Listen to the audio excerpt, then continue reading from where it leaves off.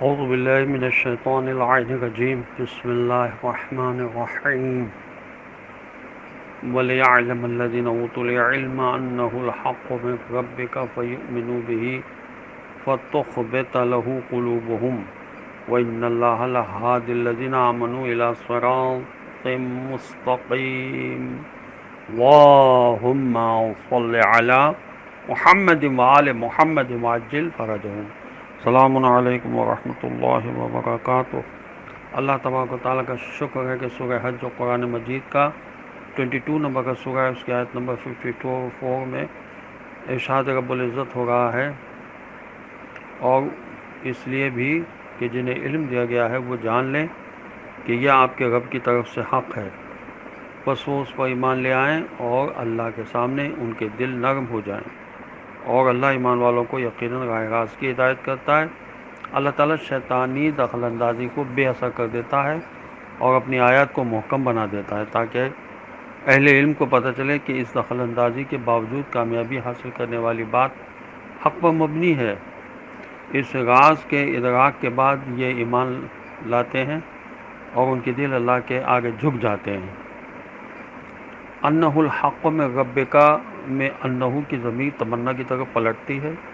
اس طرح شیطان کی دخل اندازی کو اللہ نے آزمائش کا ایک ذریعہ بنایا جس سے کھرے اور کھوٹے الگ ہو جاتے ہیں.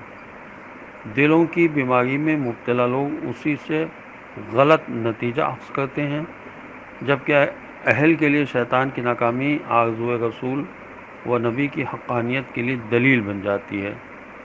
ان آیت سے یہ بات واضح کرنا مقصود ہے کہ رسول کریم صلی اللہ علیہ وسلم کی تحریک ایسے مرحلے میں تھی چشم ظاہرین کو اس تحریک کی کامیابی کی کوئی امید نظر نہیں آ رہی تھی.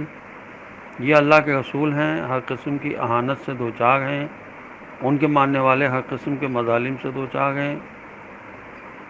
ما اوذی یا نبی مثل ما اوذیت، ایک کشف الغمہ میں لکھا ہے کسی نبی کو اتنی اذیت نہیں دی گئی جتنی اذیت مجھے دی گئی.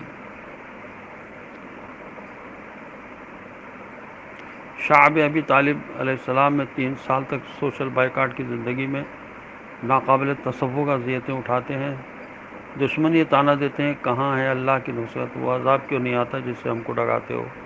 ایسے حالات میں یہ آیت نازل ہوتی ہے اور تاریخ انبیاء علیہ السلام میں اللہ تعالیٰ کی سنت جاریہ کو بیان کیا گیا ہے کہ اللہ عذاب نازل کرنے میں جلدی نہیں کرتا، مہلت دیتا ہے اور اپنے وقت پر ان ظالموں کو گرفت میں لیتا ہے. ساتھ ہی یہ فلسفہ بھی بیان فرمایا کہ شیطان کو دخل اندازی کرنے سے روکا بھی نہیں جاتا کیونکہ اس سے کھرے کھوٹے الگ ہو جاتے ہیں. یہ ہے وہ مفہوم جو ان آیات سے صاف اور واضح طور پر سامنے آتا ہے. غیر شیعہ مصادر میں اس جگہ ایک داستان بڑی آب و تاب کے ساتھ بیان کی جاتی ہے.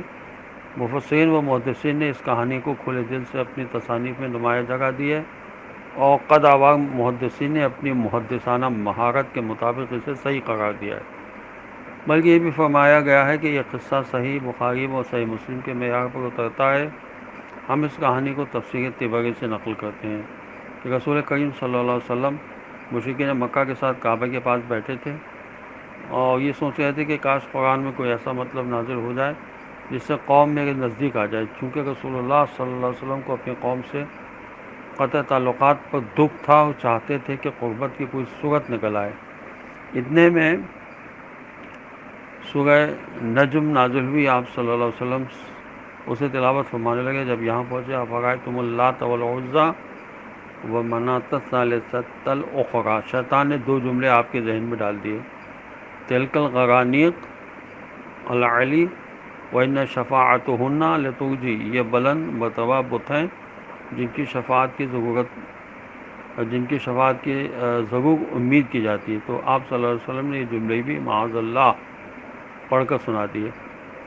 پھر پورے سورہ کی تلاوت فرمائی. آخر میں آپ صلی اللہ علیہ وسلم نے سجدہ کیا اور پوری قوم نے بھی آپ کے ساتھ سجدہ کیا. ولید بن مغیرہ نے ایک مٹی اٹھائی اور اس پر سجدہ کیا جبکہ وہ بوڑھا ہو گیا تھا، سجدہ نہیں کر سکتا تھا. مشرکین ان 2 جملوں سے بہت خوش ہوئے اور کہا اللہ ہی زندہ کرتا ہے مارتا ہے، وہی خلق کرتا ہے روزی دیتا ہے، مگر ہمارے معبود اللہ کے ہاں شفاعت کرتے ہیں. اگر آپ نے بھی ان بتوں کے بارے میں کچھ حصہ اعتراف کیا تو ہم آپ کے ساتھ ہیں. شام کو جبرائیل علیہ السلام نازل ہوئے اور کہا یہ آپ صلی اللہ علیہ وسلم نے کیا کہہ دیا؟ یہ دونوں فقہ میں تو نہیں لایا، رسول اللہ صلی اللہ علیہ وسلم نے فرمایا کیا میں نے اللہ پر افطرا باندھا ہے؟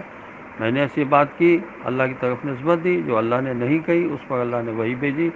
وَإِن كَادُوا لَيَفْتِنُونَكَ عَنِ الَّذِي أَوْحَيْنَا إِلَيْكَ لِتَفْتَرِيَ عَلَيْنَا غَيْرَهُ وَإِذًا لَاتَّخَذُوكَ خَلِيلًا۔ یہ سورہ بنی اسرائیل کی آیت ہے 73۔ اور اے رسول، یہ لوگ آپ کو وحی سے منحرف کرنے کی کوشش کر رہے ہیں جو ہم نے آپ کی طرف بھیجی ہے، تاکہ آپ وحی سے ہٹ کر کوئی بات گھڑ کر ہماری طرف منسوخ کریں۔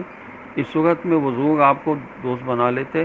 اس آیت کے نزول سے آپ بڑے مغموم رہے تو یہ آیت نازل ہوئی، وما ارسلنا من قبلک من رسول، آخری آیت تک، کہ جو لوگ حبشہ ہجرت کر کے گئے تھے ان کو خبر ملی کہ سب اہل مکہ نے اسلام قبول کر لیا تو وہ اپنے اپنے قوم قبیلوں کی طرف واپس آ گئے۔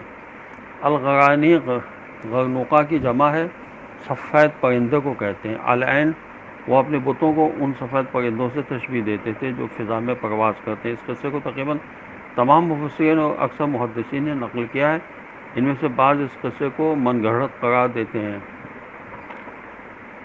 دوسری طرف بہت سی قداور تفسیری اور حدیثی شخصیتوں نے اسے صحیح تسلیم کیا ہے۔ ان میں ابن حجر کا استدلال سب سے زیادہ قابل توجہ ہے۔ السلام علیکم ورحمۃ اللہ وبرکاتہ۔